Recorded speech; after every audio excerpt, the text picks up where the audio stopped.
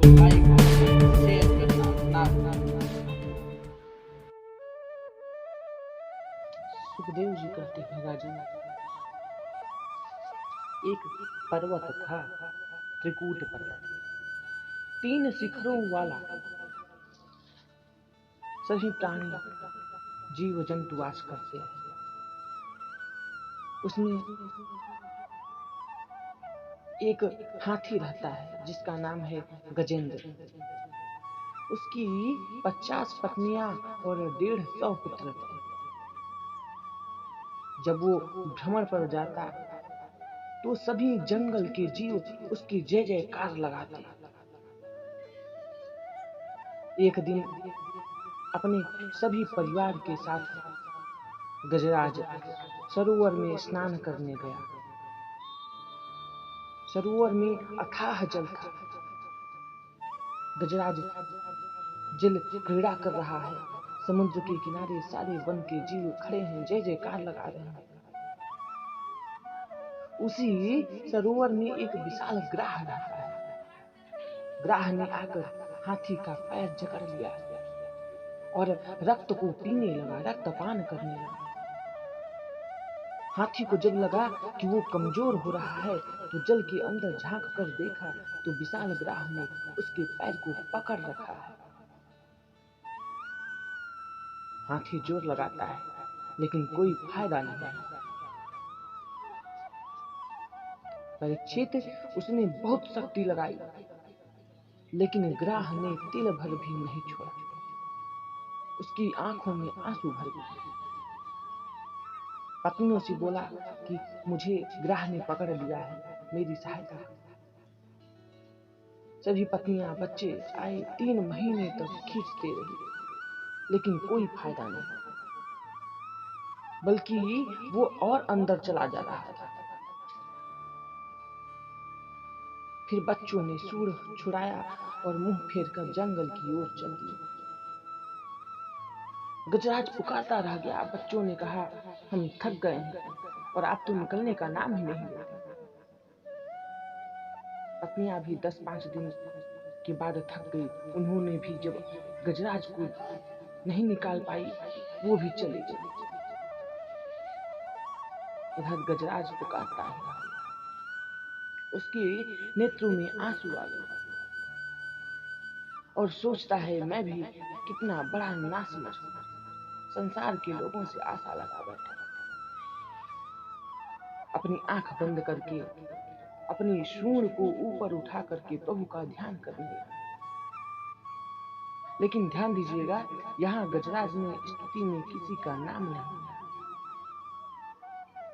एवं व्यवसितो बुद्ध्या समाधाय मनोहृदि जजाप परमं जाप्यं ताग्जन्मन्यनुशिक्षितुम्।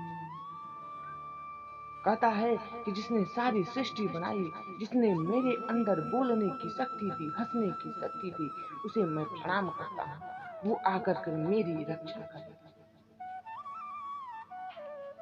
जिसकी इच्छा के बिना देवता भी किसी कार्य को नहीं कर सकते, जिसकी कृपा के बगैर सूर्य चंद्रमा भी प्रकाश नहीं दे सकते, मैं उन्हें प्रणाम करता हूँ। वो आकर के मेरी रक्षा करे।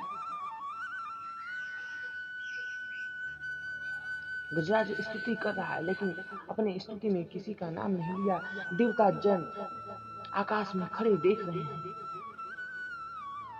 क्यों? क्योंकि जिसका नाम बुलाएगा वो जाएगा। भगवान ने देखा यहाँ तो कोई जा ही नहीं रहा, ठीक है मैं ही जाता हूँ। गरुड़ को आदेश दिया, जल्दी चलो,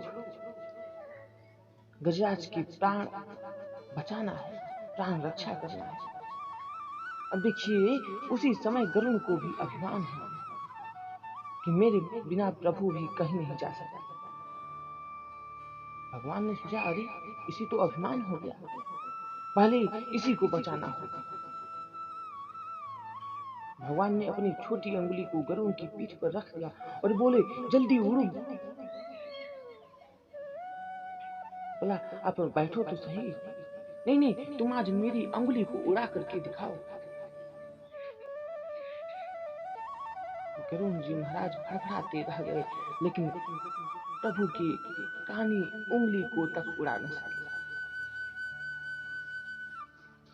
भगवान बोले, अभिमान करते हो? अरे तुम मुझे क्या उड़ाओगे, मैं खुद तुम्हें पकड़ कर उड़ता हूं। अब चलो। इधर गजराज एकदम घबराया हुआ है। उसे लगा कि अब कोई नहीं बचाया जाए। ग्राह ने हाथी को एकदम अंदर खींच लिया है, सिर्फ सूंड बचा है। इतने में भगवान को आते देख गजराज ने अपने सूंड में एक कमल के फूल को तोड़ लिया और प्रभु के चरणों की ओर चढ़ाकर बोला, हे नारायण, आपको बारंबार प्रणाम करता हूं। भगवान ने उसकी सूंड को पकड़ करके बाहर खींचा, उसके साथ ग्राह भी खींचा चला आया। अपने दिव्य सुदर्शन चक्र से ग्राह के सिर को धड़ से अलग कर दिया प्रभु ने। बोलिए ग्राह हंता नारायण भगवान की जय। प्रभु ने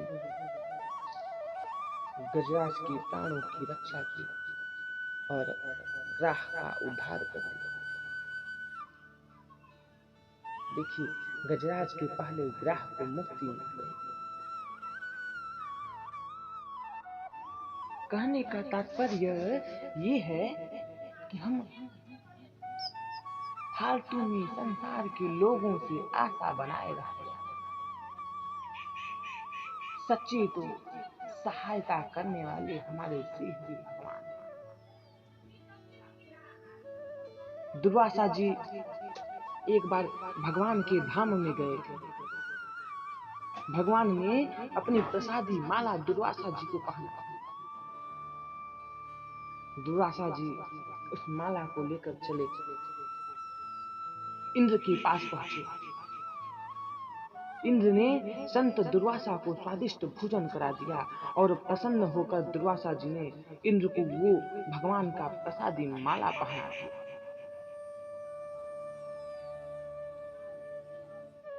और इंद्र के हाथी में माला को तोड़ करके नीचे धरती पर फेंक दिया और वो माला पैरों के नीचे आ गया।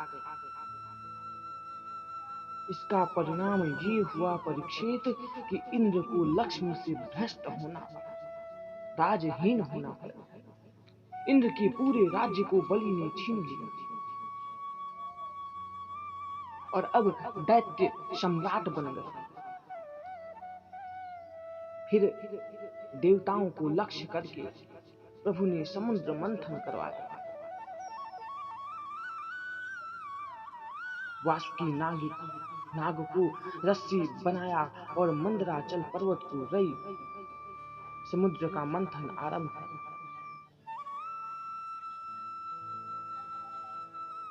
देवताओं ने कार्य शुरू करने से पहले भगवान का पूजन नहीं किया। जब रई समुद्र में धंसने लगी तो भगवान को कच्छप का रूप बनाकर उसे बचाना था।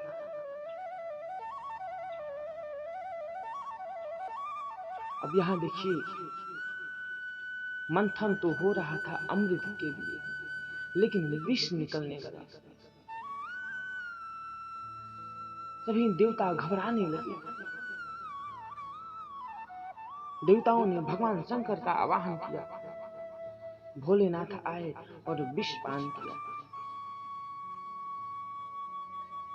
उसी समय से भगवान भोलेनाथ का एक और नाम पड़ गया, नीलकंठ। बोलिए नीलकंठ महादेव की जय। उसके बाद कामधेनु नाम की गाय निकली, जो गाय देवताओं ने ऋषियों को दान में दी। गाय के बाद सुंदर धनुष निकला, चंद्रमा निकला, कई प्रकार के रत्न निकले, कई प्रकार की अप्सराएं निकली और उसी मंथन से लक्ष्मी जी का प्राकट्य हुआ, जो श्रीमन नारायण की भार्या बनी। बोलिए श्री लक्ष्मी नारायण भगवान की जय। उसके बाद अमृत कलश को लेकर के धन्वंतरी निकली। जैसे ही धन्वंतरी निकली, दैत्य लोग छुड़ा करके अमृत को ले गए। अमृत की रक्षा के लिए, सृष्टि की रक्षा हेतु भगवान को मोहिनी का रूप धारण करना पड़ा। भगवान मोहिनी बनकर आए। बोलिए मोहिनी भगवान की जय। मोहिनी भगवान ने अमृत समस्त देवताओं को पिलाकर दैत्यों को परास्त किया। उसी देवताओं के लाइन में एक राक्षस लगा था, उसने भी अमृत का पान कर लिया। भगवान को पता चला, उस राक्षस के 2 टुकड़े कर डाले और वहीं राहु केतु में उपस्थित हुआ।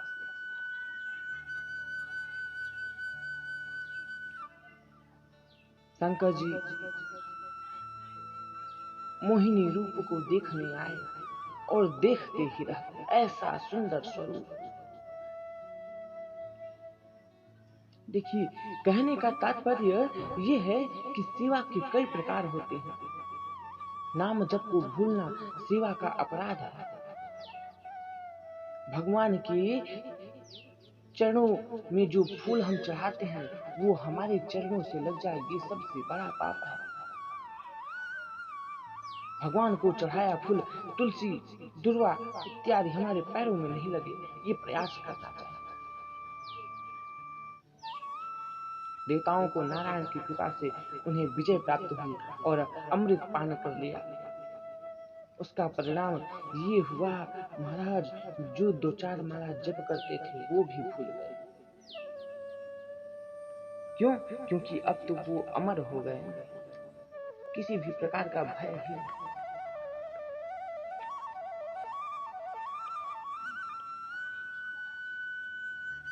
प्रहलाद के पौत्र बलि महाराज ने गुरु शुक्राचार्य को प्रणाम किया और बोले, गुरुजी हम परास्त हो गए।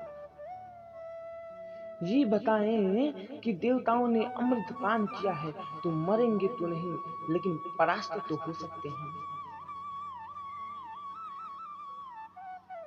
शुक्राचार्य बोले, राजन देवताओं को परास्त करने के लिए 3 बातें याद रख।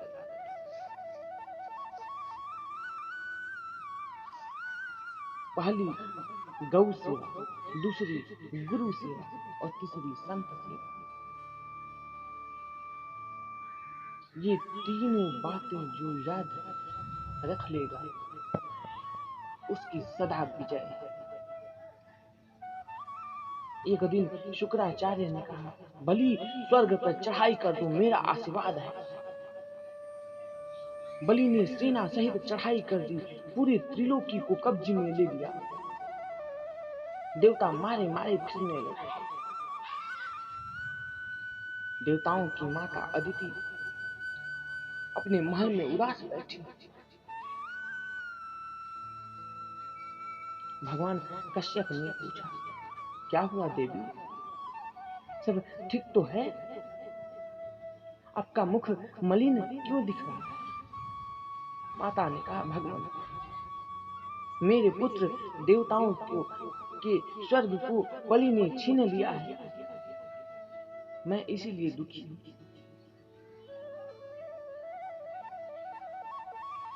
ऐसा कोई पुत्र मेरे घर भी जन्म लेकर आ जाए कि मेरे पुत्र इंद्रादि को, देवताओं को उनका राज्य वापस दिला।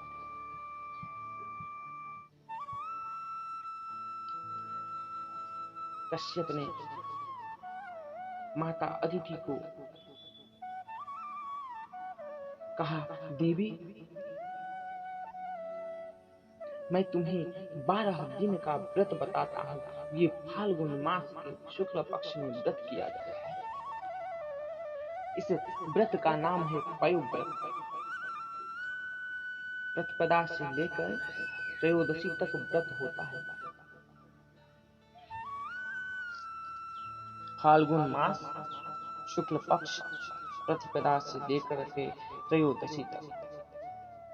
इस व्रत में केवल दुग्ध पान किया जाता है और भगवान का भजन करना चाहिए। व्यर्थ में क्रोध नहीं करना चाहिए, मन में लोभ नहीं करना चाहिए।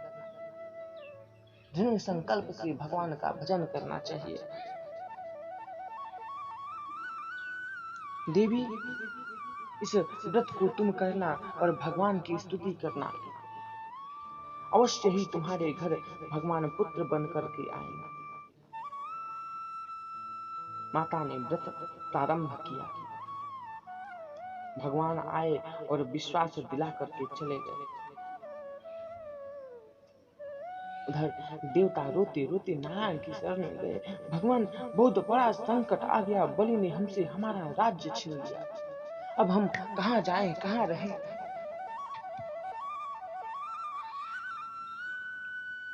भगवान बोले, सुनो, इस समय बलि पर गुरु की कृपा है और इस समय मैं भी कुछ नहीं कर सकता। जिसके ऊपर गुरु की कृपा हो उसका भगवान भी अहित करने के बारे में सोच नहीं सकता। इस समय मैं तुम्हारी कोई सहायता नहीं कर सकता। मैं माता अदिति के यहाँ पुत्र बनकर के आऊंगा और राजा बलि से भिक्षा मांगकर तुम्हें दे दूंगा। पवित्र मास भादो महीने के शुक्ल पक्ष की द्वादशी के दिन ठीक 12 बजे भगवान श्री नारायण देवताओं की कार्य सिद्धि के लिए माता अदिति के घर प्रकट हो गए। बोलिए वामन भगवान की जय।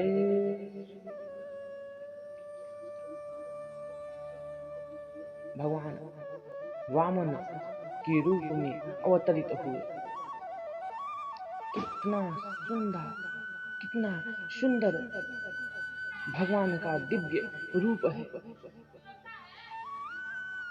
छोटे छोटे हाथ, छोटा सा मुखारबिंद, अद्भुत दृश्य है।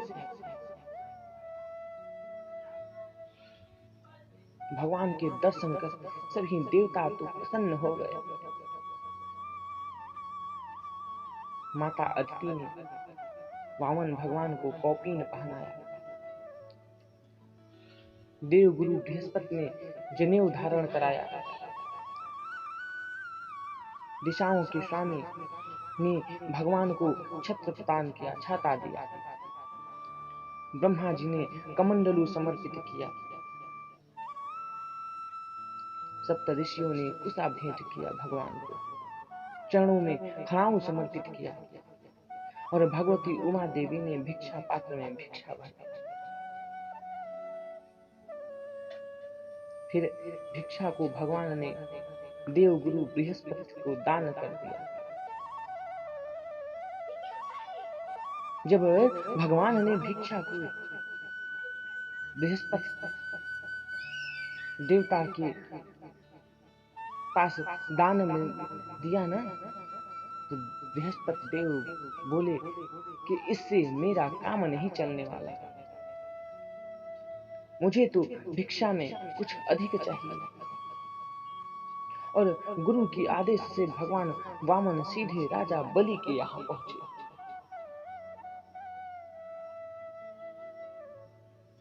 इधर गुरु कृपा से राजा बलि यज्ञ कर रहे हैं और आचार्य पद पर शुक्राचार्य जी हैं। राजा बलि ने दूर से ही वामन भगवान को देखकर बोले, गुरुवर, कोई दिव्य महापुरुष आ रहे हैं। ऐसे सुंदर मनोहर झांकी कभी नहीं देखी। अब आपस में गुरु शिष्य बात कर रहे थे, तभी भगवान नजदीक आ गए। वामन प्रभु को देखते ही बलि ने तुरंत उठ करके उनका स्वागत किया कि स्वागतम ते नमस्तुभ्यं ब्रह्मन् किं कर्मामते ब्रह्मर्षिणां तपस्साक्षात् मन्ये त्वार्यवपुर्धरम्। राजा बलि प्रभु के मुखारविंद को देखकर प्रसन्न हो रहे हैं।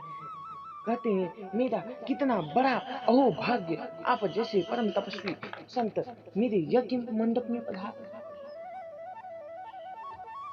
आज तो मेरे पितर तृप्त हो गए, मेरा कुल पवित्र हो गया, मेरा यज्ञ सफल हो गया। राजा बलि की प्रसन्नता का ठिकाना ही नहीं रहा। प्रणाम करते हुए पूछते हैं, संतवर आपका आश्रम कहाँ है? आपका शुभ नाम क्या पड़ेगा? शुक्राचार्य जी ने राजा बलि को बीच में ही रोकते हुए कहा, दिखता नहीं, अभी माला जप रहे हैं, कुछ नहीं बोलेंगे। मैं आपको बता दूं, माला जपते जपते कुछ नहीं बोलना चाहिए जब तक कि माला पूर्ण न हो जाए।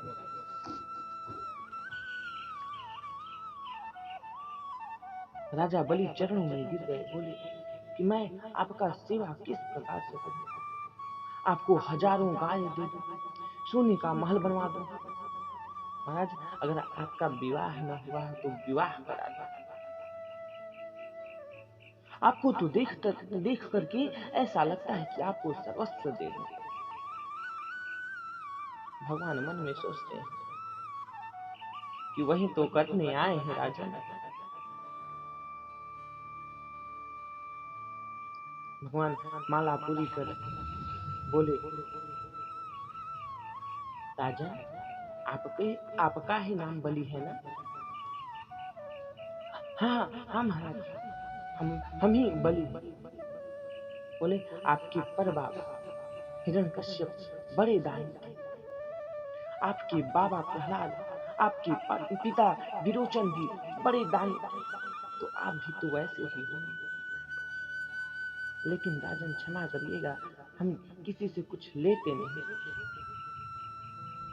बलि ने कहा, भगवान, मेरे यहाँ यज्ञ चल रहा है और कोई संत मेरे यहाँ बिना कुछ लिए चले जाए तो मेरा यज्ञ पूर्ण नहीं हो पाएगा। भगवान बोले, क्यों किसी से कुछ लेना? अकेला शरीर है, मेरी कोई कामना नहीं है राजा।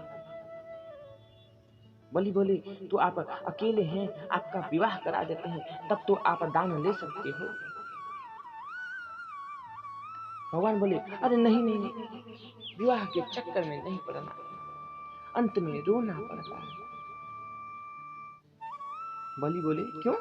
गृहस्थ आश्रम तो सबसे उत्तम आश्रम है। भगवान बोले, तो फिर पहले तुम ब्याह ही करा दो। हाँ, गुरुजी, आप मुहूर्त देखिए ना। भगवान ने कहा, लेकिन ब्राह्मणी रहेंगी कहाँ? छाता तो एक ही है। बलि ने कहा, कंचन का महल बना देंगे।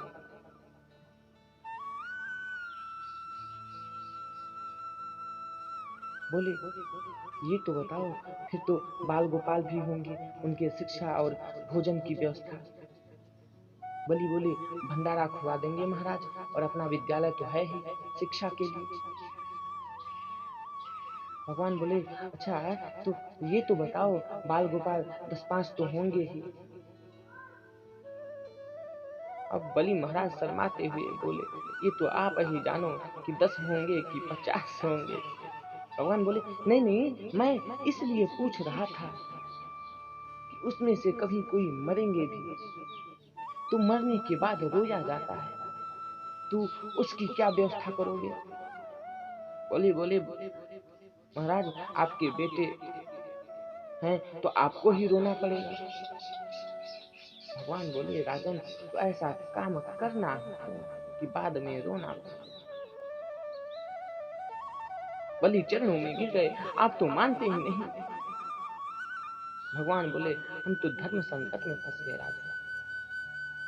कैसा धर्म संकट महाराज? बोले, यदि नहीं लेता तो तुम्हें कष्ट होता है, और यदि लेता हूं तो हमारा नियम बिगड़ता है।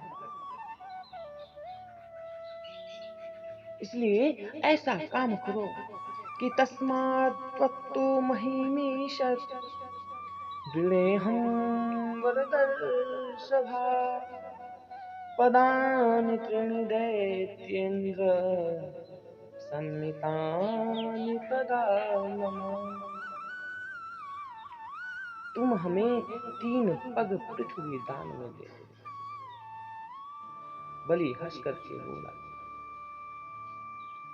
और कहता है कि एक बात बोलूं महाराज, आप वामन के वामन ही रह गए, मांगने भी नहीं आता, केवल 3 पैर धरती। भगवान बोले, अगर देना है तो दो, नहीं तो हम तो चलते हैं। बलि ने कहा, मेरी तो बहुत कुछ देने की इच्छा थी। भगवान बोले, नहीं नहीं, 3 पैर से सवा 3 पैर भी नहीं लेंगे, और लेंगे भी तो अपने पैर से। बलि बोले, महाराज इतने में तो एक आसन भी नहीं बिछेगा। भगवान नहीं माने तो कहा, जैसी आपकी इच्छा, जहां लेना हो नाप लीजिए। भगवान ने कहा, नहीं, ऐसे थोड़ी नाप लेंगे, हम बिना संकल्प के कुछ नहीं लेते। पहले संकल्प बोलो। ब्राह्मण रूपाय वामनाय इमाम 3 पदानि पृथ्वी अहम संप्रददे। अब संकल्प की बात सुनकर शुक्राचार्य बलि को एक तरफ बुलाकर कहते हैं कि कुछ तो गड़बड़ है राजन, इनके चक्कर में मत पड़ो। बलि बोले, कौन है ये?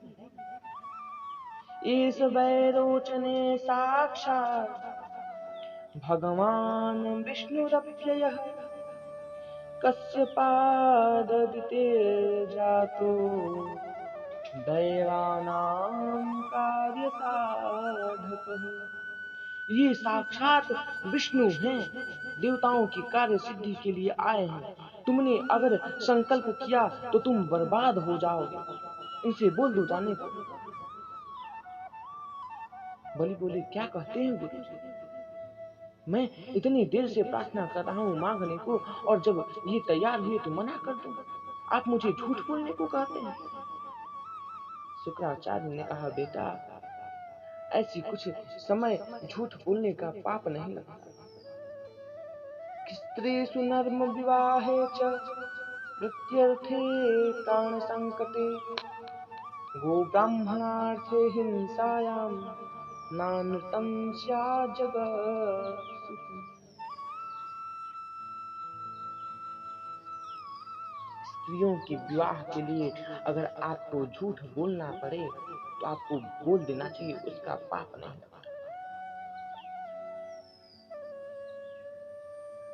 अगर आपकी वृत्ति खतरे में पड़ रही है तो आपको झूठ बोल देना चाहिए। अगर किसी का प्राण संकट है, प्राणों पर संकट है, तो वहां भी झूठ बोला जा सकता है। यदि गौ और ब्राह्मणों का हिंसा हो रहा है तो वहां बिना सोचे समझे झूठ बोला जा सकता है। स्त्रियों से कभी किसी बात को छिपाना हो, अगर हम छिपा लेते हैं तो भी पाप नहीं लगता। कर्ण पांडवों के बड़े भाई थे, लेकिन दुर्योधन का सहयोग करने के कारण उसकी मृत्यु हो गई। युधिष्ठिर जी सभी को पिंडदान कर रहे थे। माता कुंती ने कहा कि कर्ण का भी कर। उन्होंने पूछा कि क्यों, मैं क्यों करूं, कौन है मेरा वो? माता कुंती ने सब सच्चाई बता दी। युधिष्ठिर ने श्राप दे दिया कि स्त्रियों के मन में कोई बात नहीं पच सकती। इसलिए अगर कोई वैसी बात है उनसे छिपाना पड़े तो उसका पाप नहीं लगता। यदि संपूर्ण धन लूटने का भय हो राजन, झूठ बोलने का पाप नहीं लगता, वहां तुम झूठ बोल सकते हो। यदि तुमने संकल्प किया तो लूट जाओ। बलि ने कहा, भगवान, अगर ये विष्णु है तो भी मेरा ही सम्मान होगा, क्योंकि स्वयं विष्णु बलि के द्वार पर आए थे भिक्षा लेने। जब बलि नहीं माने, शुक्राचार्य कमंडलू के छिद्र में जाकर के बैठ गए। बलि संकल्प करने लगे तो कमंडलू से जल नहीं निकला। भगवान ने कुशा से कमंडलू के छिद्र में खोदा तो शुक्राचार्य की आंखों में चुभ गई। शुक्राचार्य बलि को श्रीहीन होने का शाप देकर के चले गए। बलि ने जैसे ही संकल्प किया और संकल्प करने के बाद प्रणाम किया तो जहां भगवान के मुख थे वहां सिर्फ भगवान के चरण दिखाई दे रहे हैं। भगवान ने विराट रूप ले लिया है, विराट रूप धारण कर लिया है। बोलिए विराट भगवान की जय। बलि ने ऊपर की ओर देखा तो भगवान का चेहरा दिखा ही नहीं रहा। प्रभु ने एक चरण नीचे के लोक में रखा और दूसरे चरण को इतना लंबा किया कि तीनों लोक इसके बीच में आ गए। त्रिलोकी को पार करके परमात्मा का चरण ब्रह्मलोक में पहुंचा। ब्रह्मा ने चरण धोकर कमंडलू में भर लिया। वहीं माता गंगा है। बोलिए गंगा मैया की जय। प्रभु ने 2 चरण में पूरे त्रिलोक को नाप दिया। दैत्य लोग प्रभु को मारने दौड़े, बलि ने रोक दिया और भगवान बलि से बोले, बताओ तीसरा पैर कहाँ रखूं? जो व्यक्ति वचन देकर पूरा नहीं करता वो नरकगामी होता है। भगवान के आदेश से गरुड़ ने बलि को पकड़ करके बांध दिया। बलि ने कहा, भगवान, धन बड़ा होता है या धन का मालिक? प्रभु ने कहा, धन का मालिक तो धन से 100 गुना बड़ा होता है। बलि ने कहा, तो अभी तक तो आपने मेरे धन को नापा है, धन का मालिक बाकी है। तीसरा पैर मेरे सिर पे रखो। सुखदेव जी कहते हैं, राजन, बलि के सिर पर मेरे प्रभु ने चरण रख दिया। बाहरे बलि, आए थे प्रभु तुम्हें छलने और खुद ही छल गए। इतने में बलि की पत्नी आई। उसने प्रभु के चरणों में जल चढ़ाया और प्रणाम किया। बोली, भगवान, ये पूरा संसार आपकी क्रीड़ा स्थली है। ये जीव की सबसे बड़ी भूल है कि वो अपने आप को मालिक समझता है। आपने मेरे पति को त्रिलोक दिया, अच्छा किया, और फिर छुड़ा लिया, उससे भी अच्छा कर दिया। भगवान कहते हैं, क्या इस खानदान में सभी ज्ञानी ही हैं? सब ज्ञान की बातें करते हैं। इतने में बलि के बाबा प्रहलाद जी आ गए। उन्होंने भगवान को प्रणाम किया, भगवान को धन्यवाद कहा कि मेरे पौत्र को आपने धन संपत्ति दिया, अच्छा किया प्रभु, लेकिन उसे छीन करके आपने तो हम पर अधिक कृपा कर दी। ब्रह्मा जी ने बलि को छुड़ाया।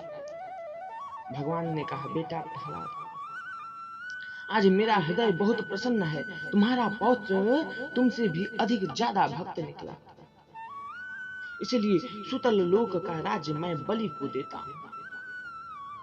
बड़े बड़े देवता भी जिसकी वंदना करते हैं। और हाँ, यदि और कोई कामना है तो जल्दी मांग लो, मांग सकते हो। बलि बोले, मुझे स्वर्ग नहीं चाहिए, मुझे वर देना है तो एक ही वर दो, जब भी मैं अपने महल से निकलूं द्वार पर आपके दर्शन हो। बोले कि मतलब हमको अपना चपरासी बनाने को बोलते हो? बलि बोले, ऐसा मैंने कब कहा? बोले, तो मुझे कैसे पता होगा कि तुम कब निकलोगे? मेरा दर्शन पाना तो तभी संभव है जब हम तुम्हारा द्वारपाल बने रहे। फिर भगवान ने कहा, तुम नित्य ही द्वार पर मेरा दर्शन करोगे, मेरा आशीर्वाद है। लक्ष्मी जी आई। नारायण रूप से भगवान बैकुंठ चले गए। वामन रूप में भगवान बलि के द्वार पर विराजमान हुए। राजा शक्ति व्रत की एक आकांक्षा को पूर्ण करने के लिए भगवान ने मत्स्यावतार धारण किया।